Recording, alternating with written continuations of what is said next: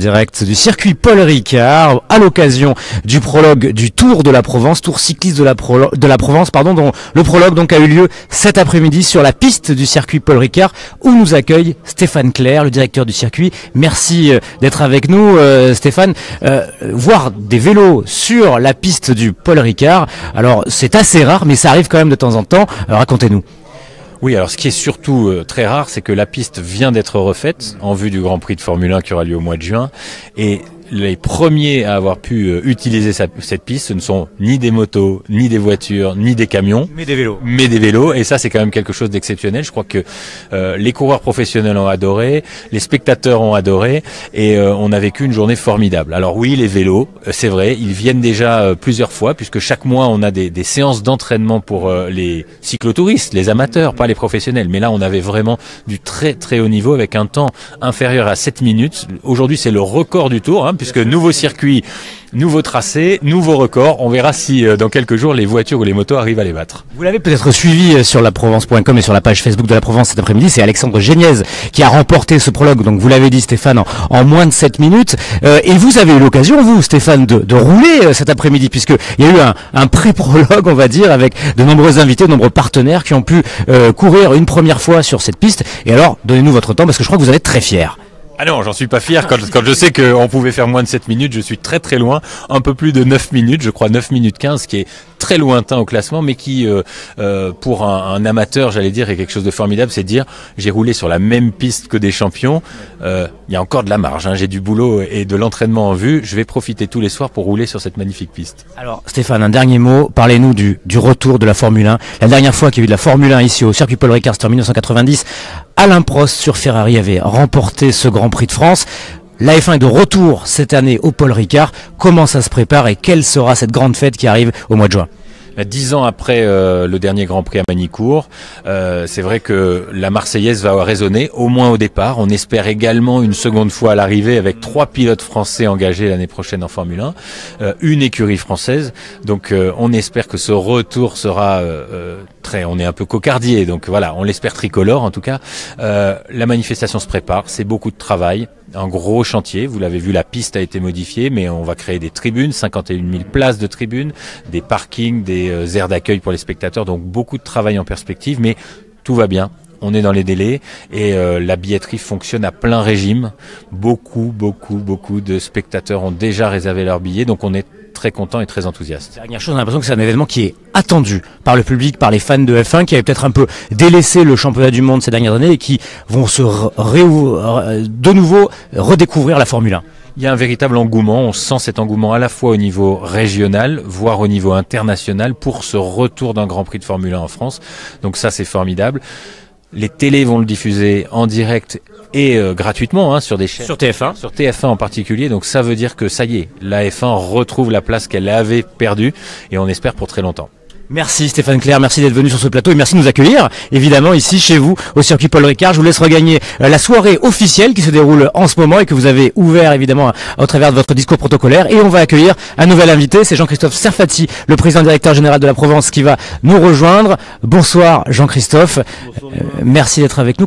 Rapprochez-vous un tout petit peu pour être dans le champ de la caméra. On est, je vous le rappelle, en direct sur la page Facebook de la Provence. Jean-Christophe, en quoi ce prologue a été... une vraie innovation, une vraie réussite. On rappelle ce prologue remporté cet après-midi par Alexandre Géniez sur cette piste du circuit Paul Ricard. Racontez-nous comment ça s'est passé. Alors déjà, on a eu le beau temps, ça c'est important. On a eu le prologue des VIP aussi, avec une ambiance très sympa, très ludique, et je pense que toutes les personnes sont régalées sur la piste. Et puis après, bien sûr, les professionnels avec des temps quand même pour descendre en dessous de 7 minutes et faire le tour. Alors moi, j'ai eu de la chance, je l'ai fait à peu près en 7 minutes aussi, mais j'étais dans la voiture. Mais non, vraiment avec des performances, plus les Français, Tony Galopin, etc. Donc à aujourd'hui, je sais que pour avoir discuté avec l'ensemble des équipes professionnelles, ils étaient vraiment enchantés. Et puis ils n'ont pas l'habitude aussi il faut pas oublier qu'on est quand même dans le circuit Paul Ricard. de F1 avec des installations magiques en termes d'accueil. Parce que l'intérêt, c'était de pouvoir permettre aussi au public d'accéder gratuitement et facilement aux coureurs, mais aussi aux partenaires d'être très très proches de l'épreuve et d'avoir un réceptif de qualité. C'est ça. Donc là, on le voit aujourd'hui dans la soirée où on est, mais aussi avec l'accueil, les paddocks, toutes les loges VIP et ça qu'on a pu voir aujourd'hui. Donc effectivement, pour avoir discuté avec de nombreux directeurs sportifs, ils n'ont pas l'habitude d'avoir un accueil comme celui-ci. Faut pas oublier qu'on est dans un circuit de Formule 1. Et puis moi, où j'ai été vraiment très satisfait, c'est le public, parce qu'il y avait énormément de monde aujourd'hui. Il y avait beaucoup de monde et beaucoup de gens qui pouvaient approcher les coureurs. Il y a une vraie proximité entre le public et les coureurs. Le cyclisme est un sport populaire et ça fonctionnait bien ici. Oui, tout à fait. Les gens pouvaient passer dans les paddocks, ils voyaient les coureurs en train de s'échauffer, et donc ça c'est important. Donc il y avait cette proximité, et je pense que l'ensemble des personnes étaient vraiment enchantées de ce prologue. Qu'est-ce qui fait la force du Tour de la Provence, Jean-Christophe, le secret de cette réussite, année après année? Là, je pense que cette année, on a voulu lui donner une dimension plus importante, avec justement un prologue dans un lieu magique comme celui-ci, mais aussi le faire un week-end, c'est important pour en faire également un événement encore plus populaire, parce que les 2 dernières années, c'était jeudi, vendredi, en milieu de semaine, donc les gens travaillent, donc c'est pas la même chose. Et puis on a voulu aussi, samedi, on va avoir une course magnifique, puisqu'elle va partir de La Ciotat pour arriver à Gémenos, où ils vont faire 2 fois l'Espigoulier. Alors ça c'est la grande étape de ce Tour de la Provence, c'est une étape jusqu'au sommet de l'Espigoulier avec vous l'avez dit, 2 fois l'Espigoulier, et je vous invite samedi à être devant votre smartphone, devant votre ordinateur pour suivre cette étape en direct vidéo sur laprovence.com, parce que ça c'est la grande innovation aussi. Les 50 derniers kilomètres sont diffusés en direct vidéo et les images sont merveilleuses, on a pu le constater dès cet après-midi. Oui, ça c'est sûr, on a vu le prologue en direct sur la page Facebook de la Provence, et puis ils étaient nombreux à le suivre, parce qu'on voit le nombre de personnes qui le suivent au fur et à mesure. Et puis pour en revenir à l'étape de samedi, c'est ce qu'on voulait. Un prologue, une étape de plaine, un sprint final, à mon avis Marseille ça se finira en sprint, mais aussi le samedi une étape de montagne avec 2 fois l'Espigoulier, et ça fait un mini Tour de France, et ça met en avant notre région, et ça met en avant notre entreprise, notre groupe. On va se régaler, Jean-Christophe. Merci d'être avec nous sur ce plateau, d'être venu ce soir dans cette émission spéciale. Vous avez laissé la place à Thierry Santelli, qui représente le Conseil départemental des Bouches-du-Rhône, qui est le partenaire principal, co-organisateur de l'événement. Bonsoir Thierry Santelli, merci d'être avec nous. Vous êtes vice-président du Conseil départemental des Bouches-du-Rhône, vous êtes chargé des sports, et forcément pour vous c'est un événement important qu'est ce Tour de la Provence. Pourquoi le département des Bouches-du-Rhône est-il associé d'aussi près, co-organisateur de ce Tour cycliste de la Provence? D'abord parce que nous sommes un département sportif. Après parce que nous avons souhaité participer, être le partenaire principal de cet événement, parce que nous aimons le cyclisme et parce que il est important pour nous de promouvoir ce sport qui, je vous le rappelle, est avec le football le premier en nombre d'adhérents sur le département des Bouches-du-Rhône. Donc la présidente Martine Vassal a souhaité réitérer son aide comme elle le fait depuis 3 ans. Qu'est-ce qui fait la force d'une telle épreuve? C'est son succès populaire, c'est le fait que le cyclisme est un sport vraiment populaire. Vous avez besoin d'être proche des gens, d'être proche des habitants du département au travers d'une épreuve comme le Tour de la Provence? Alors le cyclisme est le sport le plus populaire en France. C'est un sport populaire et gratuit et qui suscite bien sûr beaucoup de personnalités autour de cet événement. Ça met aussi en place une dynamique autour de ces sites. C'est un moment pour nous aussi de pouvoir faire découvrir l'arrière-pays provençal à travers toutes ces étapes. Il y en a 4. Oui, parce qu'on va vraiment se balader partout dans les Bouches-du-Rhône. On a La Ciotat-Gémenos samedi, on a Aubagne-Istres demain, et on a également Aix-Marseille dimanche. Voilà, on va sur toutes les routes là. On va traverser de nombreux petits villages qui seront mis en avant grâce à cette épreuve, une vraie mise en avant du territoire. Oui, c'est pour nous l'occasion de mettre à jour un patrimoine culturel provençal qui est peut-être inconnu du grand public, et à travers cette course qui est quand même une course avec un plateau d'une grande qualité, je tiens à le rappeler, parce que depuis cet après-midi je suis sur le circuit avec les cyclistes et avec des professionnels du cyclisme, et je vois quand même un plateau de qualité avec de vrais coureurs. Donc c'est une course qui a toute son importance dans le calendrier national et qui bien sûr fait rayonner la Provence bien au-delà de ses frontières. Oui, parce que l'important aussi, c'est de faire parler de la Provence pour le tourisme, pour l'image du département de la Provence. C'est important aussi cette course-là, parce que des images vont partir dans le monde entier au départ d'ici. La Provence est une marque forte.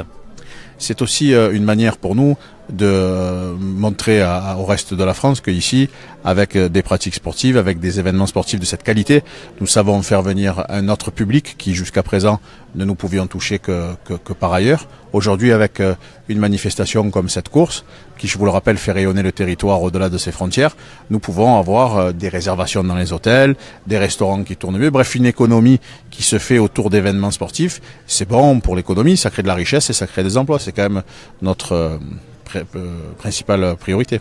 Merci beaucoup Thierry Santelli. Vous avez laissé la place à votre collègue Richard Miron qui représente lui la ville de Marseille et la région évidemment, puisque la région, ici nous sommes au cœur de la région PACA, dans le Var, à la limite entre le Var et les Bouches-du-Rhône, ici sur cette commune du Castellet, sur ce circuit Paul Ricard. Richard, vous avez assisté à ce prologue, vous avez vu ces images. Qu'est-ce que ça vous inspire, ce prologue sur un circuit de Formule 1, de voir des vélos sur un circuit de Formule 1? Bon, ça change, ça donne une image un petit peu surprenante, mais finalement très belle. D'abord, en premier, c'est une frustration. J'ai pas pu courir le prologue et moi, j'ai regretté de pas pouvoir participer. Ça, c'est le premier point. Le deuxième point, écoutez, je crois que tout le monde s'est régalé. En tout cas, de ce que j'ai entendu de la part des coureurs, ils ont vécu ce moment de manière forte. Les premiers ont atteint des vitesses impressionnantes, presque 70 km/h. Quand on est seul face au vent, face à son propre chrono, à son propre rythme, c'est extraordinaire. Un beau vainqueur. Et puis, écoutez, moi je crois que c'est une belle fête. Ce qui prouve aussi que sur le circuit du Castellet, on n'accueille pas que des voitures, que des motos. Il y a de nombreuses courses cyclistes. Il y a 24 heures cyclistes, nous disait Stéphane Clair tout à l'heure. Il y a les 24 heures cyclistes, il y a également aussi la Spartan Race, par exemple. Il y a d'autres courses à pied. Il y a bien sûr des courses de voitures, à la fois de vieux modèles, mais aussi voitures de collection, mais aussi de voitures plus actuelles, avec des séries. Puis il y a des essais, et c'est donc un lieu qui vit avec une vraie économie, avec un certain nombre d'entreprises autour. C'était important pour nous, pour Renaud Muselier, le président de la région, et Christian Estrosi, qui a relancé, lui, le Grand Prix de Formule 1, bien que nous ayons ici de la Formule 1 avec tout ce qui va autour, c'est-à-dire une vraie industrie autour, et puis donc on en profite pour faire d'autres événements. Et puis tant mieux, le goudron a été refait, il est parfait. Oui, la piste est magnifique, d'après ce que nous ont dit évidemment les coureurs. Richard, vous représentez évidemment le conseil régional, la région sud PACA, c'est ça qu'il faut dire, sud Provence-Alpes-Côte d'Azur, mais vous êtes également l'adjoint au sport de Jean-Claude Gaudin à Marseille, et Marseille est la ville finale de ce Tour de la Provence. On a eu une arrivée sur le Vieux-Port, on a eu une arrivée au sommet de Notre-Dame-de-la-Garde, et on aura une arrivée à la base nautique du Roucas Blanc. Voilà, c'était quoi la meilleure arrivée finalement? C'était le Vieux-Port, Notre-Dame-de-la-Garde, le Roucas, site olympique? Chacune a son charme. Arriver sur le Vieux-Port, c'est historique. Arriver à la Vierge de la Garde, c'est pour des grimpeurs punchers. On a vu le monde qu'il y avait aussi. Et puis là, on va arriver sur le site des Jeux Olympiques. Les arrivées sur la corniche sont souvent des arrivées au sprint.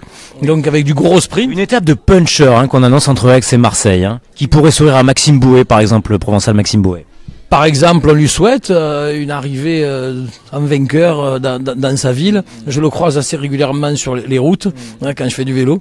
Et donc c'est vrai que c'est une étape qui se prête bien pour lui, quoi. Allez, une autre question, Richard, toujours sur Marseille, mais sur cette année 2017 qui s'est terminée, cette année sportive. Là, dans quelques jours, on va ouvrir MP 2018, une nouvelle année culturelle. Le 14 février, on sera tous sur le Vieux-Port. Mais pour vous, c'était l'année 2017 en tant qu'adjoint au sport, avec cette grande année sportive. Qu'est-ce que vous gardez, Richard, comme image forte de cette grande année où Marseille a été la capitale européenne du sport?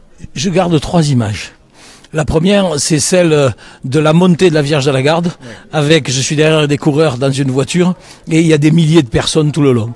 La deuxième image que je garde, c'est le top 14, les 2 demi-finales de top 14 au rugby, et la troisième image, j'ai envie de dire, elle est multiple. À la fois, c'est des gamins qui jouent et qui chantent la Marseillaise après avoir essayé plein de sports différents, mais c'est aussi ce qu'on va reconduire la semaine prochaine, c'est-à-dire le Red Bull Race, avec Ice Scratch qui va se dérouler, et j'invite tout le monde à venir le 15 et le 16 février devant la mairie sur le Vieux-Port, l'hôtel de ville. Voilà, que du bonheur à partager ensemble. Le sport, c'est ça, c'est du bonheur à partager. Merci beaucoup, Richard. On vous laisse aller à la photo. Voilà, me dit-on. On va vous laisser rejoindre le podium, et on va conclure cette émission, à moins qu'on ait un prochain invité qui soit en train de venir. On va peut-être attendre Serge Pascal. Avant que Serge Pascal nous rejoigne, je vais en profiter pour vous rappeler le programme de ces 4 4 jours, il reste 3 jours là pour ce Tour de la Provence. Demain, nous donnons rendez-vous à Aubagne pour le départ de la première étape en ligne, Aubagne-Istres. Rendez-vous demain à partir de 11h à Aubagne, tout près du stade de Lattre, évidemment, pour suivre le départ, les préparatifs, la présentation des équipes. Vous retrouverez évidemment tous les coureurs ainsi que le spectacle complet de présentation de cette première étape. Arrivé à Istres aux alentours de 16h30, c'est ça. Et puis ensuite la Ciotat Gemnos qui sera la grande étape de ce Tour de la Provence, avec arrivée au sommet de l'Espigoulier, col qui sera gravi 2 fois par le peloton. Et enfin, on vient d'en parler avec Richard Miron, on reviendra à Marseille pour l'étape ex-Marseille. L'arrivée, ce sera devant la base nautique du Roucas Blanc, au bout de la Corniche. Donc évidemment, soyez nombreux à Marseille pour l'arrivée finale de ce Tour de la Provence. Merci à tous de nous avoir suivis. On se retrouve dès demain matin pour la suite de ce Tour de la Provence à suivre en direct sur la page Facebook de la Provence. Bonne soirée.